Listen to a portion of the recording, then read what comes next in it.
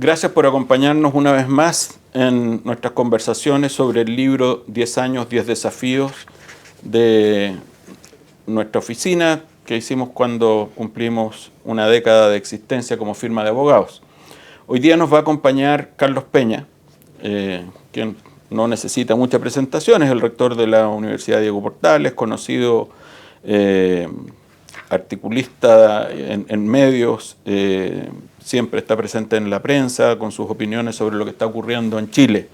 Y tuvo la gentileza de escribir para nosotros un capítulo vinculado a un tema que había escrito en un libro reciente, en la época que escribió esto, el 2023, que es El peligro de la identidad, que se refiere a a la moda, llamemos, que ha ocurrido en la última década o algo más, sobre políticas identitarias y cuáles son sus consecuencias y los riesgos que ese tipo de políticas, cuando se adoptan en los diferentes países y se hacen comunes, tienen para la sociedad. Esa ha sido su tesis y de eso es lo que vamos a conversar hoy día con don Carlos Peña, abogado, miembro de la Academia Chilena de Ciencias Sociales y un distinguido intelectual y siempre generoso con tus ideas respecto de qué es lo que está pasando en Chile. Así que muchas gracias por acompañarnos, Carlos. No, muchas gracias por invitarme.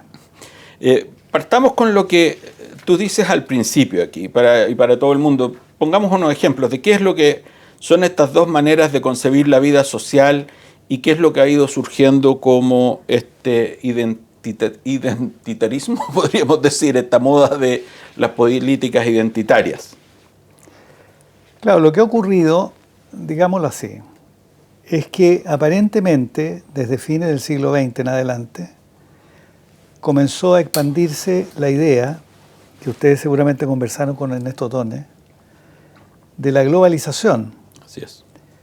La globalización era la idea que el mundo contemporáneo se iba a homogeneizar, se iba a uniformar como consecuencia de la expansión del mercado y que el mercado poco a poco iba a debilitar las fronteras nacionales y que en consecuencia la idea de nación, que era la gran creación, digámoslo así, de la sociedad moderna del siglo XVII en adelante, iba a desmoronarse, iba a desfallecer y en consecuencia el mundo iba a ser un mundo, digámoslo así, cosmopolita, donde las personas más bien iban a relacionarse entre sí desde su condición de individuo. Este es más o menos el diagnóstico bastante ingenuo que se formuló originariamente a propósito de la llamada globalización. Sin embargo, lo que ha ocurrido en el mundo contemporáneo es que ese fenómeno que la globalización predijo no se produjo. Y más bien lo que ocurrió fue que la globalización de los mercados produjo una exacerbación de las pertenencias locales, produjo una especie de incentivo para que los pueblos, las personas empezaran a reivindicar una identidad anclada en su memoria personal, en la tierra, etc., ¿no? Y entonces el primer fenómeno que siguió a la globalización fue el multiculturalismo. Es decir, se expandió el mercado, se uniformaron las reglas del comercio y se exacerbaron las pertenencias locales. De ahí que alguna literatura hablaba de glocalización en vez de globalización. Uh-huh. Y la tercera etapa de esto, que tiene que ver con el extremo individualismo de las sociedades contemporáneas, capitalistas fundamentalmente, es la aparición de la política de la identidad, que consiste básicamente en que las personas, los individuos de las sociedades modernas, capitalistas, particularmente de capitalismo avanzado, especialmente las nuevas generaciones, empiezan a, por decirlo así, verse en la necesidad de inventarse una identidad. Porque el proceso de individuación moderno, que todos nosotros hemos experimentado, digamos, en la prensa, en los medios de comunicación, es un movimiento cultural que consiste en invitar a las personas a editarse a sí mismas, a inventarse a sí mismas, a hacer, por decirlo de esta manera, a ejecutar un guión, que sería su vida, del que ellos mismos son autores.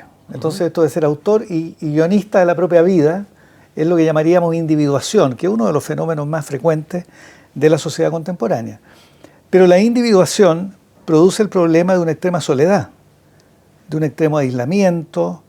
Las personas se quedan a solas con su subjetividad y entonces viene otro problema, otro fenómeno, que es la búsqueda desesperada de identidad, ¿no?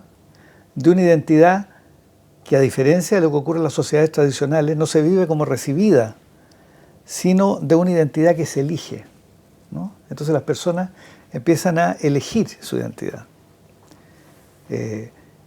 Empiezan a elegir su orientación sexual, pretenden incluso, digamos, elegir su género, u otras formas menores, más desechables de identidad, por ejemplo, ser vegano, confío que alguno de ustedes no lo sea, ciclista, este tipo de aficiones también de pronto empiezan a ser erigidas como centro de una cierta identidad. Como parte del ADN de la Claro. persona.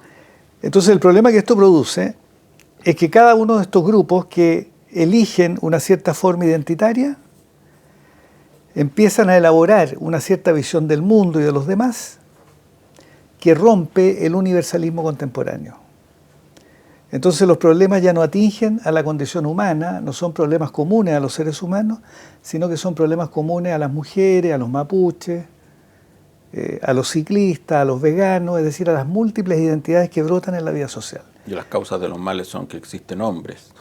Claro, y entonces cada una de estas estilo. identidades empieza a definir, por decirlo así, rivales o enemigos que riñen con su identidad. Los automovilistas, ¿verdad?, para los ciclistas, los claro, hombres para contra claro, las mujeres. Los carnívoros para los veganos y así, digamos. Entonces, cada uno tiene su enemigo. Claro, entonces favorito. la sociedad se eriza, digámoslo así, de conflictos, de pequeños conflictos, ¿verdad? Y se rompe una de las características básicas de la política, bueno, desde luego de la política de izquierda, también de la política de derecha, que es el universalismo. La izquierda históricamente siempre sostuvo que todas sus reivindicaciones eran reivindicaciones del conjunto de la humanidad. Es verdad que la izquierda más marxista, digamos, elegía como actor fundamental de lo que ellos llamaban liberación al proletariado, a la clase obrera. Pero en el entendido que la clase obrera, como decía Marx, resumía los males de la humanidad entera. Claro. De manera que si liberábamos a la clase obrera, liberábamos a toda la humanidad. Había un gran demonio al frente que era el capitalismo y estaban los oprimidos que eran los proletarios, y eso era global, era mundial. Claro. Y se podía llevar a Alemania o a Inglaterra, pero si uno liberaba a la clase general. obrera, liberaba a la humanidad en su Así conjunto. Y la derecha, por su parte, también fue universalista en una versión distinta. Y es que la derecha siempre enarboló la idea de nación, ¿verdad?, como un conjunto ampliado, digamos, de pertenencia. ¿Ah? Ustedes no eran chilenos, no eran mujeres, hombres, jóvenes, no, éramos chilenos, pertenecientes a una nación en el sentido romántico, o sea, compartíamos una misma historia, claro, original, anclada en la tierra, digamos. Claro. Entonces, estas ideas de universalismo que son tan propias de la democracia contemporánea se ven amenazadas por la idea de la política de la identidad. No es el único peligro, por supuesto, que la política de la identidad produce. También produce problemas en el diálogo público, puesto que la política de la identidad tiende a disciplinar el lenguaje. Déjame hacerte un par de preguntas que tienen que ver con eso, porque lo que tú señalas, hace unos años atrás lo trató Mark Lilla en el libro The Once Future Liberal, que creo que salió acá como el retorno de los liberales o algo así se llamaba. Pero en inglés sí, liberal son las personas más bien de izquierda, ¿no? Sí, los demócratas. Los demócratas en Estados Unidos. Y su comentario tenía que ver con que en algún minuto los demócratas, los liberales, que estaban preocupados del surgimiento de los que estaban más atrasados en la sociedad, los más pobres, las luchas de los obreras, los derechos de los trabajadores, en fin, de repente se empezó a preocupar de lo que tú has mencionado, el tema del género, el tema de los veganos, el tema de las minorías latinas, chinas, negros, lo que sea. Y que en esa multiplicidad de pequeñas peleas dejó de tener perdió el norte. Se dirigió a muchas partes al mismo tiempo, y eso es lo que ha permitido, era lo que sostenía él en esa época. Yo creo que era en la época entre, no estoy seguro, no recuerdo si el libro salió por ahí cerca de la elección de Bush de Bush, el primer gobierno de Bush. creo que por ahí andaba, de cómo estaban regalándole el camino a los republicanos en el fondo. Y que hoy día lo vemos un poco en este nacionalismo extremo de MAGA, ¿no es cierto?, del Make America Great Again, de Trump. Es ese nacionalismo exacerbado, es la respuesta pendular a estas políticas identitarias de las que hablaba Kamala Harris en sus discursos. Entonces, esto tiene un aspecto súper concreto, digamos. O sea, esta discusión que tú mencionas es una discusión global. Está ocurriendo en el mundo occidental, Estados Unidos siendo un gran ejemplo. Entonces, en ese punto, cuéntanos lo que tú ves en términos concretos, prácticos, yo creo. Tú ves esto en las universidades, o sea, cómo salen los manuales de cómo escribir en forma neutral, o sea, que no ofenda a nadie. Claro. Cómo hacer las clases sin sexismo. En fin, todo tipo de cosas que hay. Hasta las discusiones como las que tenemos de que no se pueden matar a los perros y los perros andan comiendo los pudúes en el sur de Chile, digamos, porque hay que proteger a los perros. Claro, una de las manifestaciones de esta política de la identidad, en su nivel, digámoslo así, más sensible, más epidérmico, es la extrema sensibilidad en la interacción humana, desde luego. Por lo pronto, el lenguaje, que es un instrumento, digámoslo así, con el que tradicionalmente, desde la Ilustración en adelante, nos entendíamos y podíamos discutir, de pronto se transforma, digamos, en un campo erizado de dificultades. Porque uno, sin saberlo, de pronto pronuncia algunas palabras que podrían resultar hirientes para alguna de las varias formas de identidad que coexisten en la sociedad contemporánea, ¿verdad?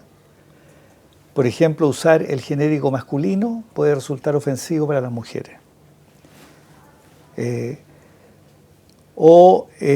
sé yo, hacer una celebración, esto es verdad, nos ocurrió en la universidad, con un asado y un grupo de estudiantes manifiestan sentirse violentados porque ellos son veganos. Entonces, de alguna manera, la política de la identidad da lugar a una extrema hipersensibilización de la vida, de la existencia.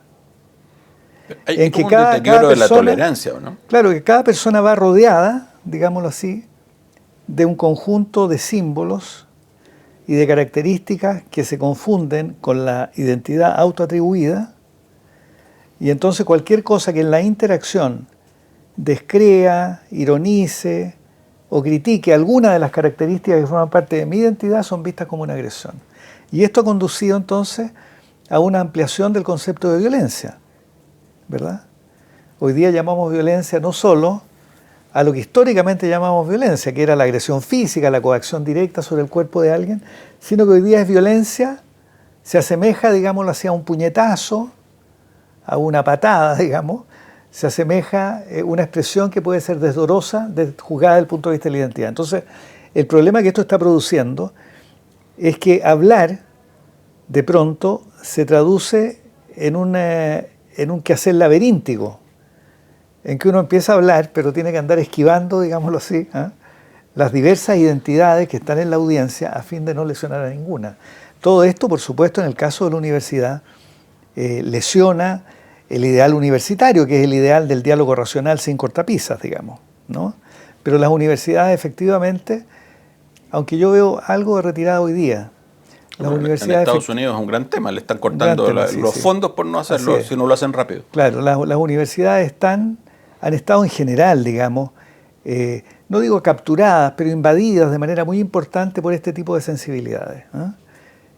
Que la izquierda las ha hecho suyas, sí. Y en consecuencia las ha dotado de una cierta narrativa ideológica que las ha fortalecido y que ha impedido, digamos, la crítica, ¿no? Pero, y que ha ido de la mano, sí, con cierta violencia en el sentido antiguo de la palabra, porque lo que va es que cuando no les gusta a las personas que se sienten ofendidas por lo que sea, se sienten con esa ofensa, esa violencia que sienten porque alguien dijo algo, ellos no tienen ningún problema en convertirla en una violencia que le va a quebrar los vidrios a la casa o hacerle una funa en internet. Claro, que es el otro fenómeno de la cultura contemporánea, producto de lo que venimos conversando, que es por decirlo así, la ampliación del campo semántico de las palabras.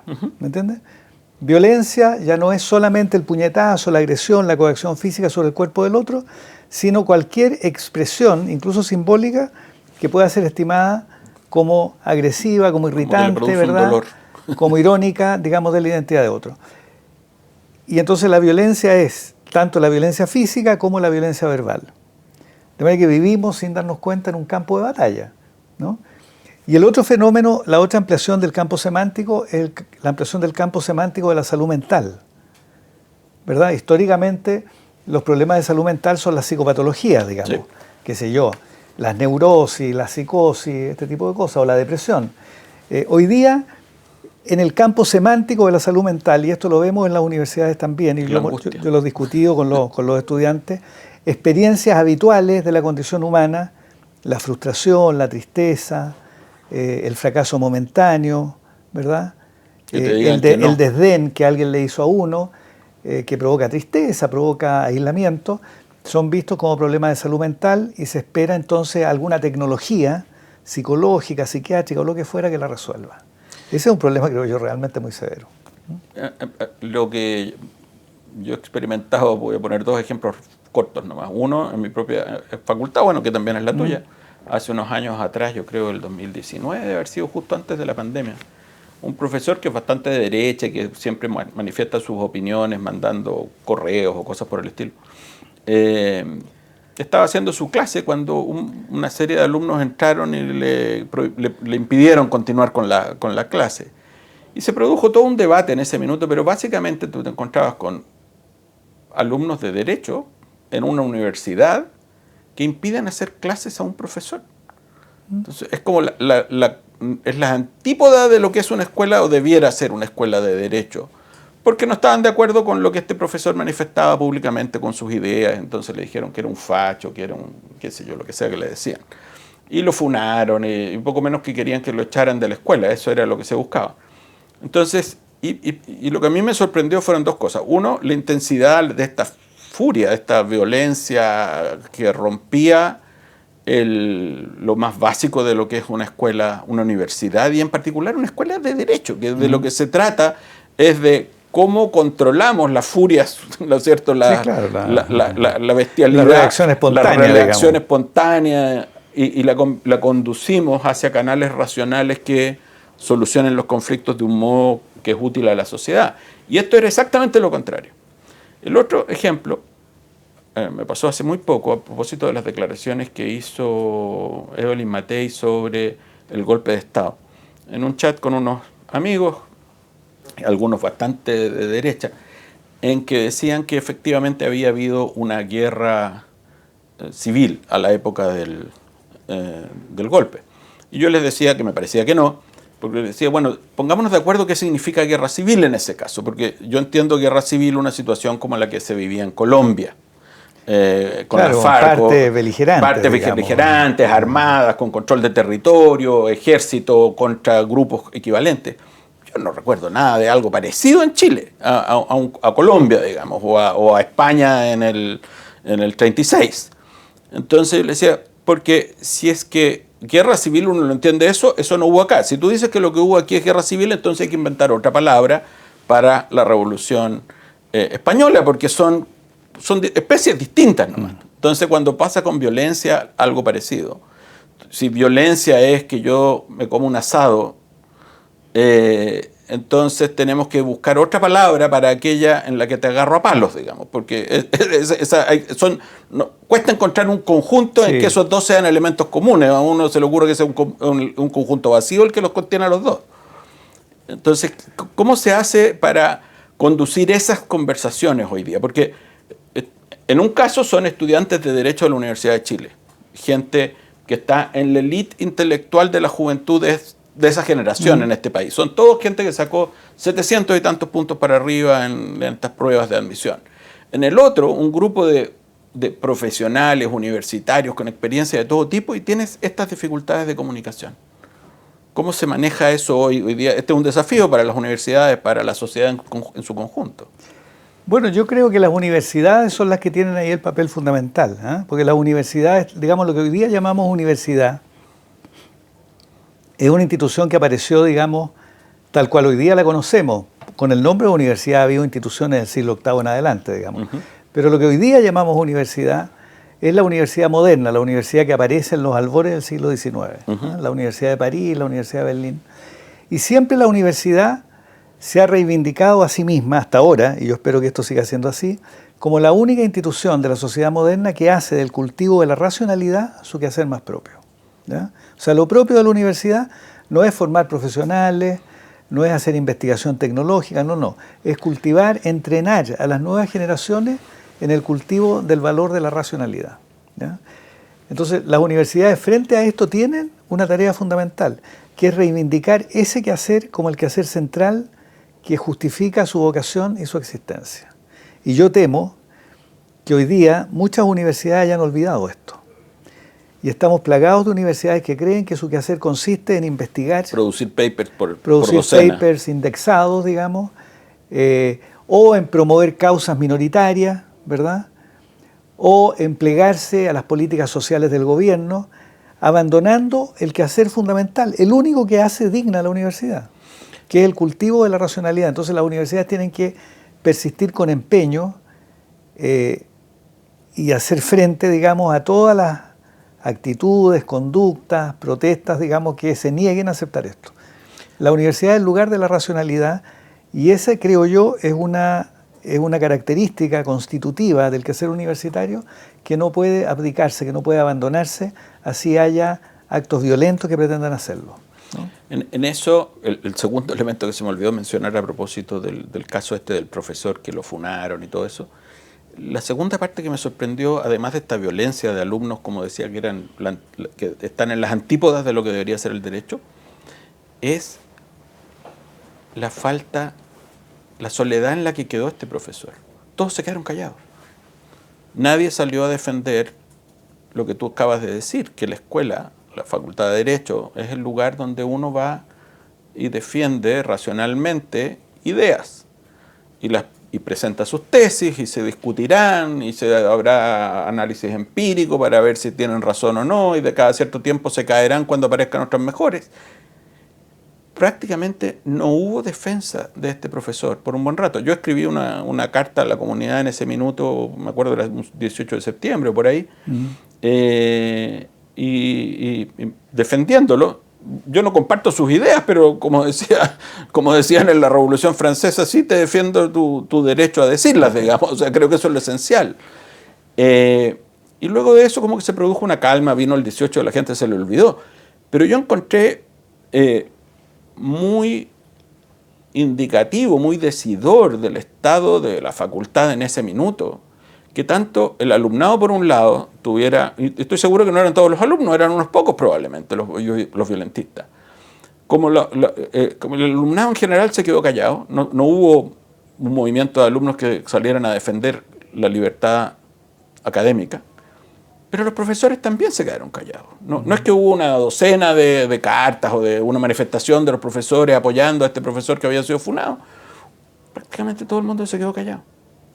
Entonces, y no hay que ir muy lejos para acordarse de la noche de los cristales rotos, digamos, en Alemania, de cómo estas cosas pasan. O sea, en algún minuto alguien impone violentamente una manera de ser al resto, y violencia de verdad, no de esta de sentirse ofendido por un asado. Y la sociedad, bueno, se retrae, porque todos cuidan su individualidad, ¿no es cierto? Y dicen, no, yo no me quiero exponer a que a mí me llegue el próximo Eso en Peñascaso. general es parte, claro, de este tipo de procesos. Este tipo de procesos en general son desatados por minorías muy consistentes, frente a las cuales la mayoría desorganizada, disgregada, calla o enmudece, digamos. Esto es habitual. Tú en eso has sido bastante valiente, porque desde el principio has estado defendiendo la racionalidad, yo creo, frente a estos fenómenos. Sí. El 2019, a propósito del tema del octubrismo, y a lo largo de tus columnas consistentemente tratas de hacer siempre el argumento de la racionalidad, del equilibrio en las posiciones. ¿Cómo seguimos hacia adelante? Porque hay puntos que son correctos, pensaría uno, en el tema, efectivamente, las mujeres han tenido y siguen teniendo en muchas partes del mundo un trato de segundo nivel. Y por lo tanto, la defensa de sus derechos es una cosa que debería estar. Pero de ahí pasamos a la igualdad en el número de directoras dentro del directorio de una sociedad anónima, digamos. Ese tipo de, claro, de discusiones. Yo creo que buena parte de los problemas que aquejan, digamos, a la sociedad contemporánea, en las minorías, particularmente a las mujeres, a las minorías sexuales, a las personas discapacitadas, etcétera, yo creo que se pueden resolver perfectamente con una conciencia clara de los principios liberales, ¿no? Finalmente, un liberal, digamos, reivindica derechos, la libertad de expresión, la igual participación en los asuntos públicos, etcétera, para todos, con prescindencia del género que tengan, la etnia de la que provengan, el aspecto físico que tengan, la clase a la que pertenezcan. O sea, es propio del liberalismo una reivindicación, digámoslo así, universal de los derechos, ¿eh? Lo que pasa es que el liberalismo en esto ha sido más bien flojo, ¿no? Entre otras cosas, pues el liberalismo en Chile ha estado capturado por la derecha. Y cuando se deja capturar por la derecha, se pone, digamos, se pone lerdo, se pone lento, enfatiza algunos temas y olvida otros. Pero en el corazón de la idea liberal está la idea de ciudadanía igual para todos, ¿verdad? Con prescindencia de nuestras características. Entonces, un liberal genuino no aceptaría, digámoslo así, desigualdades inmerecidas. En cambio, se alegraría por las desigualdades merecidas. Una desigualdad es merecida cuando es fruto del esfuerzo, del talento de la gente. Si alguien tiene más recursos, porque tiene más talento y hace más esfuerzo, bueno, lo merece. El problema de las sociedades nuestras es que estamos llenos de desigualdades inmerecidas. O sea, personas que tienen ventajas sobre otras por el género que tienen, por la cuna donde vinieron al mundo, por el apellido que poseen, por las relaciones sociales que han logrado cultivar. Cuando eso ocurre, cualquier liberal, digámoslo así, genuino, se rebelaría. Porque una buena sociedad liberal es una sociedad que aspira a que los recursos y las oportunidades se distribuyan en proporción al esfuerzo y al talento de las personas. Y sobre la base de la igualdad ante la ley, repugnándole al liberalismo las discriminaciones arbitrarias. Entonces no se requiere ser partidario de una política identitaria o abrazar ninguna ideología woke, digamos, para defender los derechos de las mujeres, los derechos de los desposeídos. Muy por el contrario.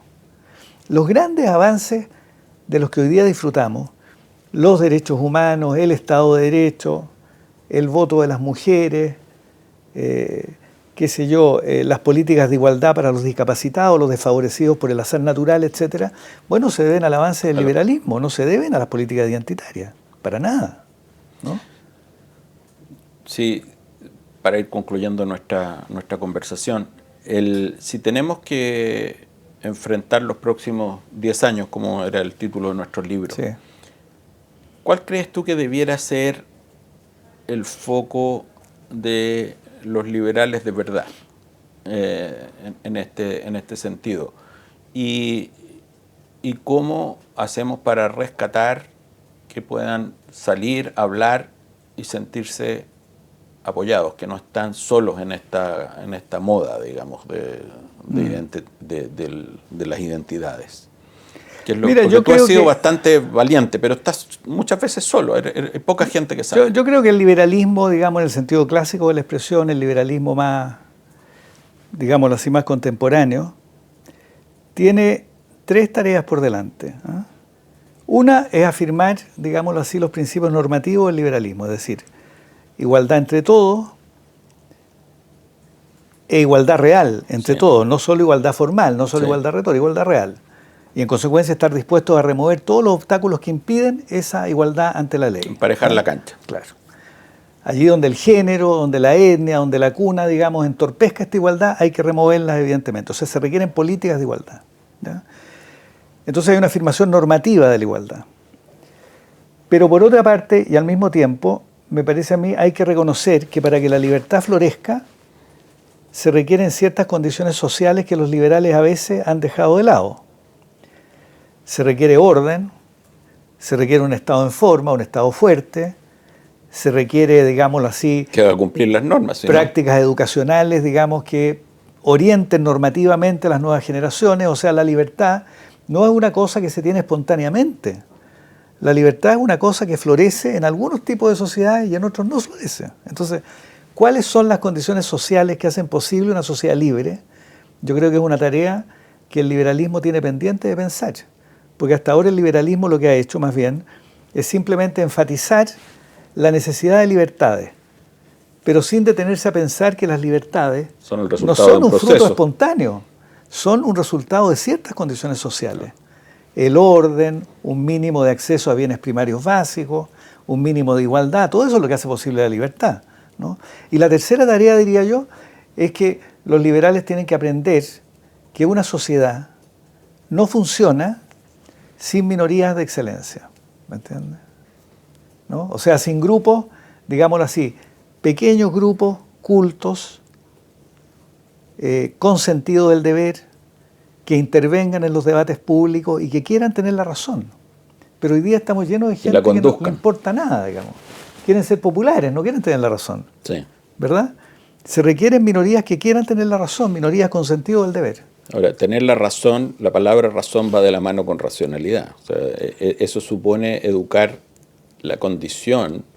Para eso es educar en el método y en el valor de la racionalidad, en el método y valor de la discusión racional. Supuesto. Sin eso, la discusión se convierte en esta de el que baila pasa, el que no baila no pasa. Exactamente. Hay que recordar una y otra vez hasta el cansancio, repetirlo, digámoslo así, majaderamente, que una sociedad abierta, una sociedad democrática, permite todos los puntos de vista, sin ninguna distinción.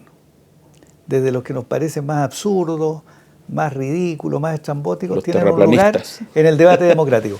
Con una sola excepción, que renuncien a ejercer la violencia para imponerlo. Esta es la única condición de la democracia, ¿verdad? Es como la ley del robot de Asimov. Sí, claro, exactamente. No puede, esa es la que no puede romper. Carlos Peña, muchas gracias por acompañarnos. No, muchas gracias. Muy gentil. Los invito a ustedes de nuevo a que descarguen el libro. Ahí está el artículo que hizo Carlos Peña sobre nuestro tema hoy día. Y los dejo invitados para un próximo podcast en el que vamos a estar comentando algunos de los otros capítulos que nos faltan de 10 años, 10 desafíos. Muchas gracias.